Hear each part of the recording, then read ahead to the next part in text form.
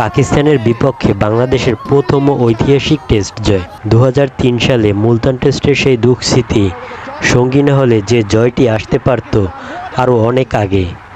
সেবার নিশ্চিত জয় ম্যাচটি হেরে গেলেও এবার ঠিকই প্রতিরোধ ভেঙে অসম্ভবকে সম্ভব করে টাইগাররা জয় ছিনিয়ে নিয়ে এসেছে।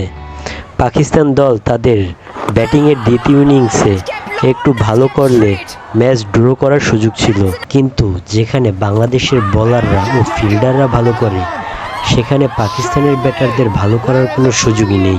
টেস্ট ক্রিকেটে বাংলাদেশের এই জয়টি নিশ্চিতভাবেই একটি সেরা জয় হয়ে থাকবে, কারণ বাংলাদেশের বর্তমান বন্যা পরিস্থিতি ও সাম্প্রতিক ঘটনায় দেশে যখন দুঃসময় পার করছে, তখন এ জয়টি দেশের মানুষের মনে একটু হাসি ও খুশি নিয়ে আসতে পারে।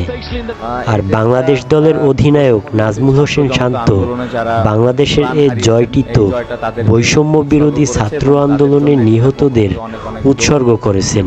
অপরদিকে মুশফিকুর রহিম তো নিজের ম্যাচ সেরার অর্থ বন্যার্তদের দেওয়ারই ঘোষণা দিয়েছেন।